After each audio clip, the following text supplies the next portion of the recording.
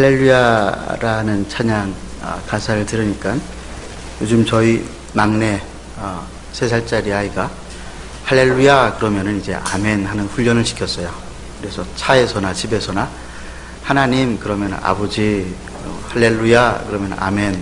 혹시 지나가다가 저희 막내를 보시면은 한번 테스트를 해보시면은 얼마나 가정에서 지금 신앙교육을 잘 받고 있는가 아마 알 수 있을 겁니다. 지난주 저는 주는 것이 영광이다라고 하는 제목으로 하나님께서는 멸망당할 세상에 독생자 예수를 주심으로 하나님 아버지의 세상을 향한 사랑을 보여주시고 영광을 얻으셨다라고 했습니다. 그리고 그 영광 얻으신 그것이 줌으로써 받으신 영광. 그래서 주는 것이 영광인 이유는 하나님 아버지께서 독생자 예수를 세상에 주심으로 영광을 얻으셨기 때문에 우리 역시 우리의 삶 가운데에 예수의 이름을 주고 예수의 이름으로 세상을 향하여 무엇인가를 줄 때에 하나님의 영광스러운 회복이 나타난다라고 말씀을 드렸습니다. 물론 그 중에서 그 줌의 최고봉은 예수 그리스도의 이름이다라고 말씀을 나누었습니다. 그런데 예수 그리스도의 이름을 세상에 주면서 산다라고 하는 것은 정확하게 어떤 의미일까요?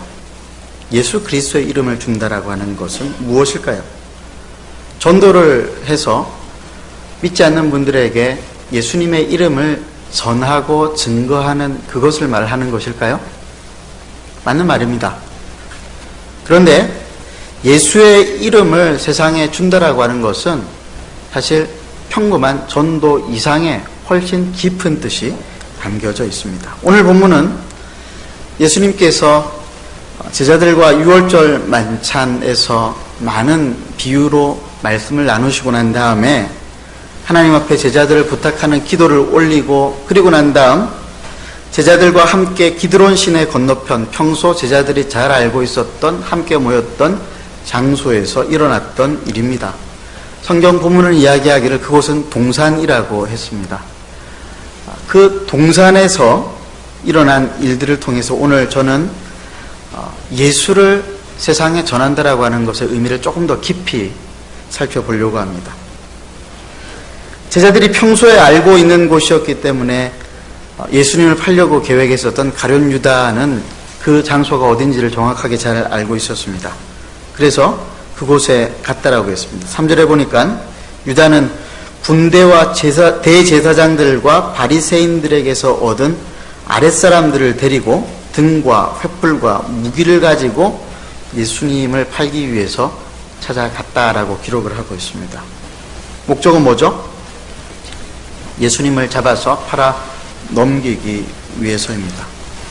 유다는 자기 목적을 이루기 위해서 군대와 대제사장들과 바리새인들에게서 얻은 아랫사람들을 데리고 등과 횃불과 무기를 가지고 예수님에게로 갔습니다. 왜 그랬을까요?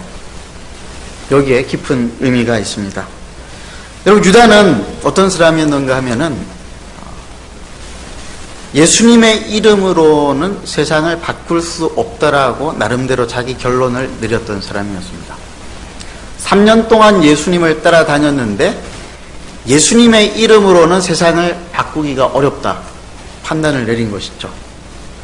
유다는 다른 제자들이 북부 갈릴리 출신인 것과는 다르게 남쪽 예루살렘 밑에 있는 카리옷이라고 하는 지방에서 태어난 남쪽 사람이었습니다. 그는 학식이 있었고 정치적 신념도 있었던 사람이었습니다. 그의 출신지 가리옷은 다른 말로 이스카리옷으로 그는 당시 이스라엘을 로마의 지배로부터 독립시키기를 원하는 열심당, 젤롯당의 일원이다라고 하는 그런 학설도 있습니다. 그런 그가 예수님을 3년을 따라다녔던 것은 아마도 예수님께서 일으키고 행하셨던 기적 그리고 놀라운 권능들 때문이었을지도 모르겠습니다. 세례요한이 허무하게 죽고 난 다음에 사람들의 시선은 예수님에게 집중되었습니다. 인기 있는 예수님을 통해서 유다 역시 이스라엘의 희망을 발견했을지도 모르겠습니다. 유다가 왜 예수님의 제자가 되었는지에 대해 성경은 침묵하고 있기 때문에 더 이상 우리가 말을 할 수 있는 것은 없지만은 예수님의 제자로서 유다가 예수님과 다닐 때에 있었던 일들을 살펴보면 우리는 유다의 동기와 또 그의 성향들을 알 수가 있습니다. 마태복음 26장에 보면은 예수님께서 베다니 나병 환자 시몬의 집에서 향유 옥합을 깨트린 여인을 만나는 사건이 나옵니다. 우리가 그 사건을 통해서 유다가 어떤 사람이었는지를 조금 살펴보려고 합니다. 마태복음 26장 6절에서 16절까지 말씀을 교독하도록 하겠습니다. 마태복음 26장 6절에서 16절 말씀. 제가 한 절 읽고 여러분들이 한 절씩 읽겠습니다. 예수께서 베다니 나병 환자 시몬의 집에 계실 때에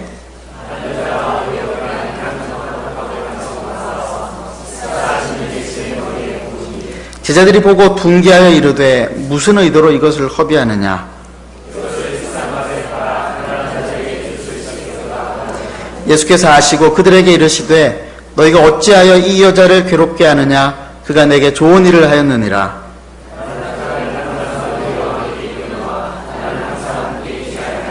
이 여자가 내 몸에 이 향유를 부은 것은 내 장례를 위하여 함이니라.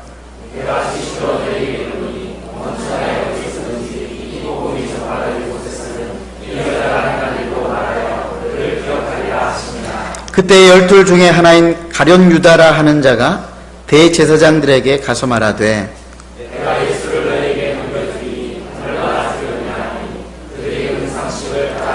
함께 읽겠습니다. 그가 그때부터 예수를 넘겨줄 기회를 찾더라. 8절 말씀을 보면은 제자들이 보고 분개하여 이르되 무슨 의도로 이것을 허비하느냐. 이것을 비싼 값에 팔아 가난한 자들에게 줄 수 있었겠도다 하거늘 예수께서 그런데 이 마음을 아셨다라고 했어요. 옥합을 깨트린 여인을 향해서 돈을 허비했다라고, 가난한 자들을 도울 수 있었겠다라고 야단을 쳤던 사람들이 요한복음에서는 제자들이라고 나왔습니다마는 마가복음 14장을 살펴보면은 어떤 사람들이라고 그 범위가 조금 더 좁혀집니다. 그리고 마태복음과 마가복음과 요한복음 동일하게 이 사건 이후에 가룟 유다가 예수를 팔아 넘길 궁리를 하고 계획을 세웠다라고 하는 말씀을 기록을 하고 있습니다. 그래서 복음서 기자들은 바로 그 베다니의 그 자리에서 옥합 향유를 깨트려서 예수님에게 부었던 그 여인을 야단쳤던 인물의 핵심을 가룟 유다라고 생각을 하고 있는 것 같습니다. 유다는 그의 마음의 중심에 돈이 있었는데 돈에 대한 욕심 때문이 아니었고 그는 그의 정치적인 야심, 로마의 지배로부터 이스라엘이 회복되기를 바라는 마음에서 마치 우리나라의 일제 때의 독립투사들처럼 많은 독립자금을 모으는 데 관심이 있었던 것으로 보여집니다. 유다는 돈으로 세상을 바꿀 수 있을 것이라고 생각했던 것이죠. 돈은 반드시 권력과 군사력을 동반하게 되어 있습니다. 그래서 유다는 예수님을 팔아 넘기려고 지금 예수님에게 찾아왔던 이때에 혼자 오지 않고 권력과 군대와 칼을 가지고 왔던 것이죠. 대제사장들의 수하에 속한 사람들의 권력의 일부를 인양을 했습니다. 그리고 은 30은 물론이고 이 일을 하는데 필요한 돈도 아마 적당히 받았을 것입니다. 그리고 돈과 칼을 가지고 무기를 가지고 군사력과 권력을 등에 업고 지금 예수님 앞에 찾아왔던 것이죠. 예수님을 팔기 위해서, 자기의 목적을 이루기 위해서.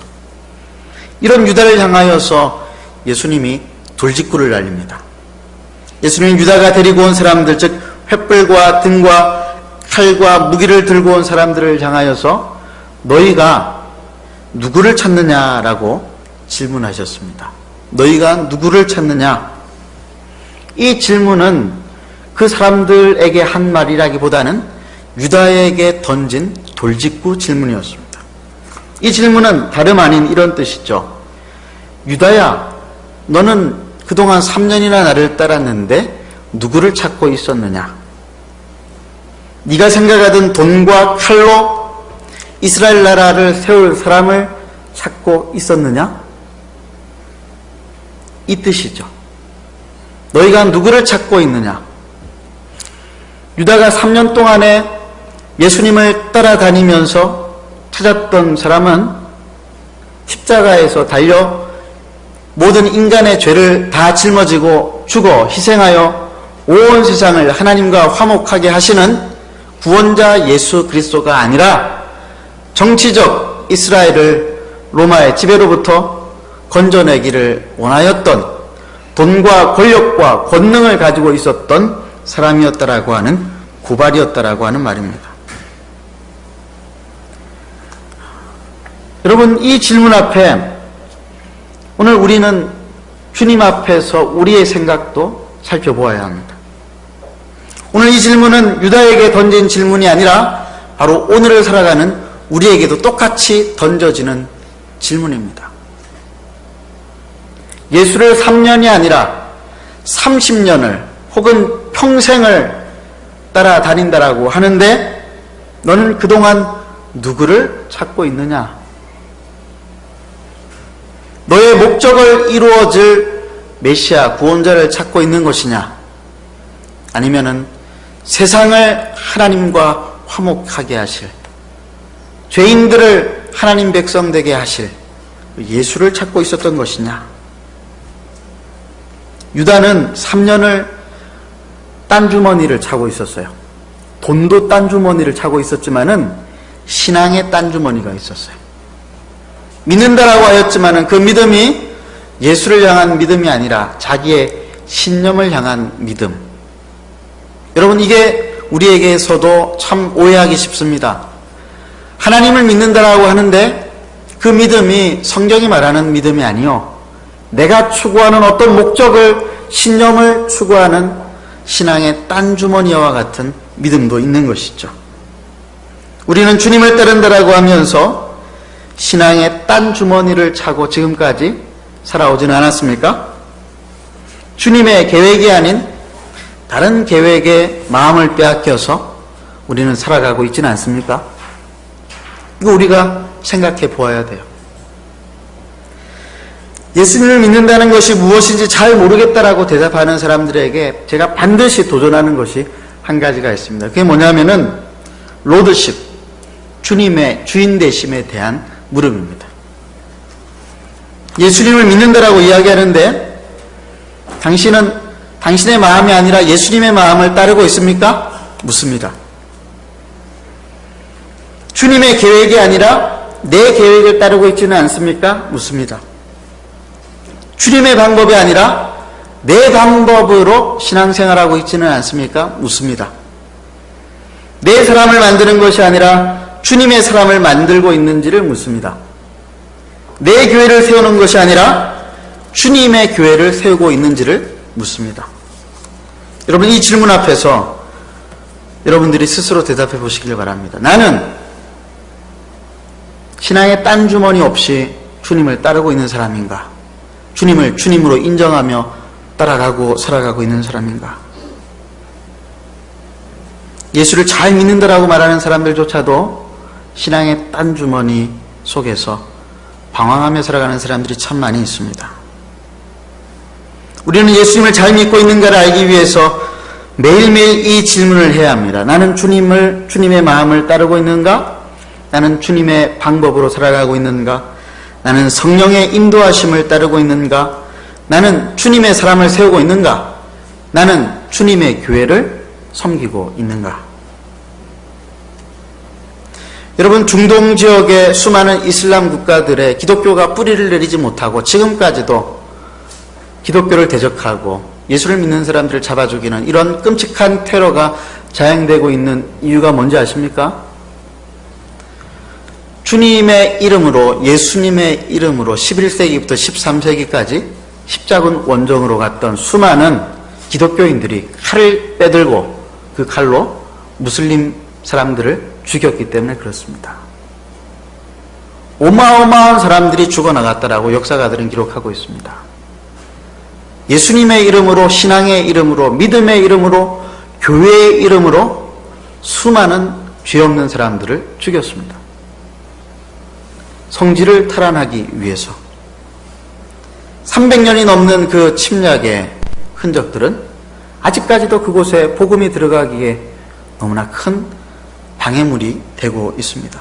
위대한 선교의 세기라고 불리웠던 19세기와 20세기 초반, 수많은 서구의 선교사들이 아프리카로, 아시아로, 인도로, 남미로 건너갔습니다. 그 결과 많은 나라들에 최초로 복음이 증거되어지고 복음이 들어가고 교회가 세워졌다라고 역사는 기록하고 있습니다. 그런데 그 많은 나라들 가운데에 복음의 꽃이 활짝 피고 교회를 통해서, 예수의 이름을 통해서 하나님의 영광스러운 회복이 일어나고 있는 나라들은 얼마나 될까요? 안타깝게도 몇 나라가 되지 않습니다. 그 몇 나라 중에 가장 큰 복음의 꽃을 피웠다라고 하는 우리 대한민국조차도 그 복음의 꽃이 지고 있는 형편입니다. 왜 그렇습니까? 많은 선교학자들이 이야기하기를 당시의 선교사들이요, 복음을 우리 당대에 복음을 증거해서 하나님 나라를, 주님의 나라를 오게 하자라고 하는 캐치프레이즈 구호를 들고 나아가기는 나아갔지만은 예수의 이름으로 나아갔던 것이 아니고요, 복음과 자기들이 익숙해 있는 서구 문명을 혼동하여서 잘못 전했기 때문이라고 이야기를 합니다. 우리나라에 그래서 비판적인 역사학자들은 말하기를 한국 교회의 근본적인 잘못은 무엇인가라고 했을 때 선교사들이 복음만 전했던 것이 아니라 복음 이외에 잘못되어진 문화적 가치, 비성경적인 문화적 서구적 가치들을 심어 놓았기 때문에 그런 것이다 라고 평가를 내리고 있습니다. 자국의 경제 침탈을 위해 쳐들어온 식민지 상선과 함께 들어온 선교사들의 복음 전도에 능력이 있을 수 있었을까요? 그럴 수 없었어요. 일제 때 우리나라에 들어왔던 동양척식회사라고 하는 나라가 있었습니다. 그 회사가 있었습니다. 어떤 곳입니까? 식민지 이 조선 땅에서 재산과 경제권을 수탈해 가기 위해서 만든 그 회사가 동양척식회사예요.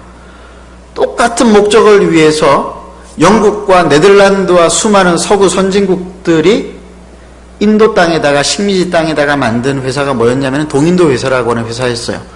그런데 그 동인도 회사에 수많은 선교사들이 속해 있었습니다. 동인도 회사를 등에 업고 복음을 증거했을 때에 인도 사람들이 복음을 들을 수 있었을까요?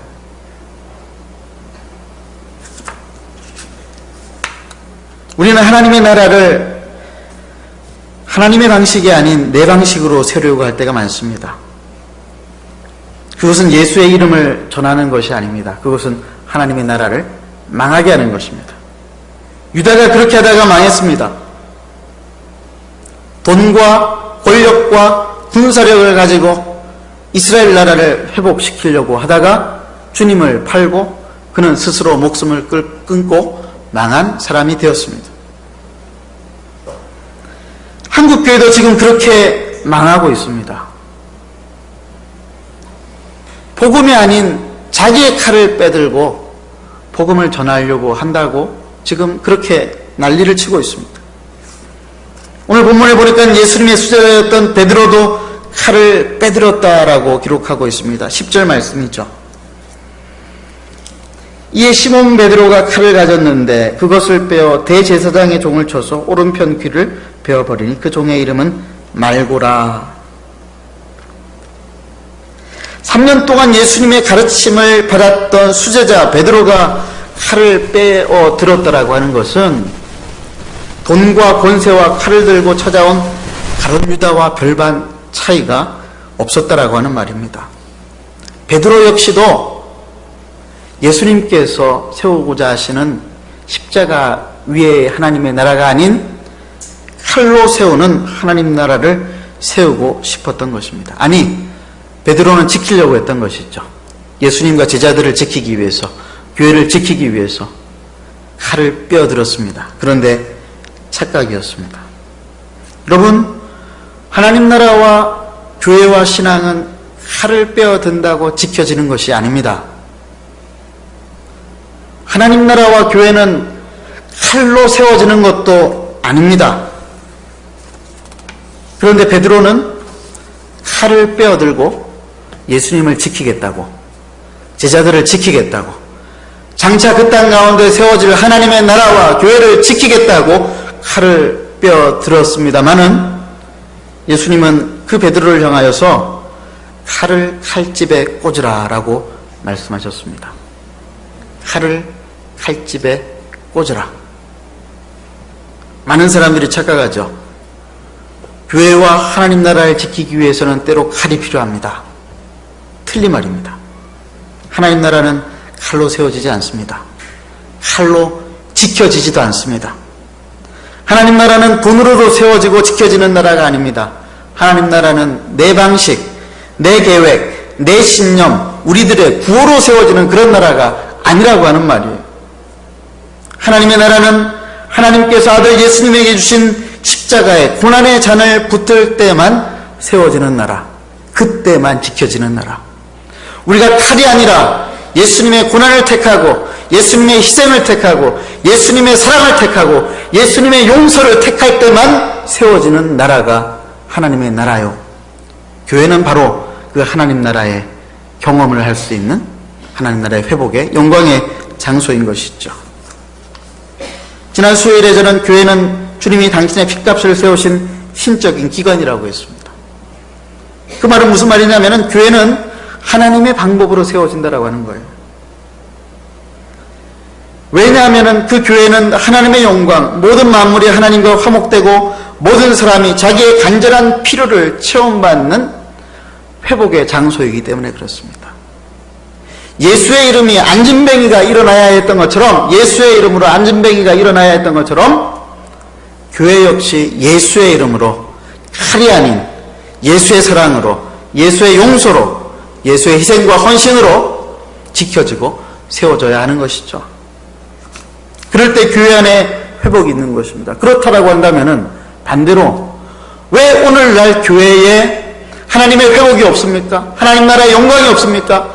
왜 오늘날 교회 가운데 하나님의 영광을 우리가 체험하지 못하고 경험하지 못하고 있습니까? 칼을 들고 있기 때문에 그렇습니다. 그 칼은 나의 칼입니다. 나의 계획입니다. 나의 생각입니다. 나의 신념입니다. 때로는 거창한 선교적 구호일 수도 있습니다. 남자가 칼을 뺐으면 무라도 잘라야지. 틀린 말입니다. 남성 가부장적 사회에서 남성에게 우월한 지위가 있다고 가르쳤던 잘못된 유교적 가치관이었습니다. 남자든지 여자든지 칼을 빼었다가 잘못 빼었다라고 생각되면 칼집에 꽂아 넣어야죠. 근데 안 넣습니다. 고집입니다. 이게 죄입니다. 이게 하나님 나라의 영광을 경험할 수 없도록 만드는 칼입니다. 교회를 어지럽게 만드는 칼입니다. 유다와 베드로 둘 다 칼을 뺐습니다. 한 사람은 예수를 팔기 위해서, 한 사람은 예수를 지키기 위해서. 아이러니하죠? 예수를 팔기 위해서 칼을 뺀 것은 이해가 돼요. 그런데 예수를 지키기 위해서 칼을 뺐던 베드로, 그런 베드로를 향하여 주님 말씀하십니다. 칼을 칼집에 꽂으라.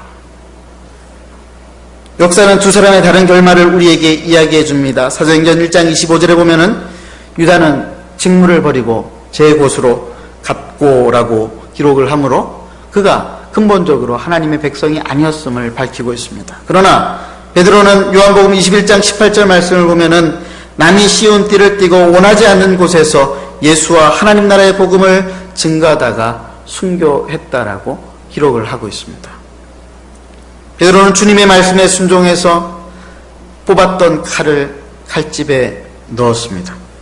그리고 대신 예수의 이름과 그의 고난의 잔을 채우며 자기 인생을 살았습니다. 그의 인생을 통해서 초대교회가 세워졌어요.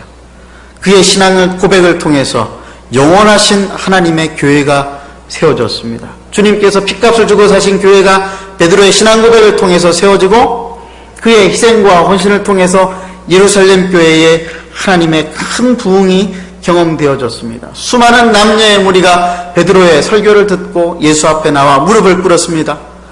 많은 병든 자들과 귀신 들린 자들이 베드로 앞에 나와 무릎을 꿇었을 때에, 예수 앞에 무릎을 꿇었을 때에 베드로를 통하여서 기적과 권능이 일어나 회복과 영광이 나타났습니다. 예루살렘 교회는 모든 사람들의 칭찬을 받는, 만물이 회복되는 모습이 보여졌던 하나님의 영광의 교회였습니다. 오늘 본문 중에서 나사렛 예수를 찾으러 왔다라고 하는 무리들의 질문에 예수님께서 내가 크니라 라고 대답을 하자 그들이 물러가서 땅에 엎드러졌다라고 하는 기록은 대단히 흥미로운 기록입니다. 3번을 예수님께서 대답하셨죠. 내가 크니라. 계속 물었다라고 하는 것이죠. 근데 내가 크니라, 내가 나사렛 예수라고 대답을 하자 사람들이 물러가서 땅에 엎드려졌다라고 하는 것은 어떤 것을 의미합니까? 빌립보서 2장 10절 말씀에 모든 이름 위에 뛰어난 그 이름 앞에 모든 무릎이 꿇게 되는 말씀의 성취 아닐까요? 돈과 권세와 칼을 들고 이스라엘 나라를 회복하기 위해 온 유다와 그의 일당들이 나사렛 예수의 이름을 듣고 물러가서 땅에 엎드러졌다라고 하는 것은 예수의 이름으로만 하나님의 나라가 세워져야 한다라고 하는 것을 말씀하고 있는 것은 아닐까요?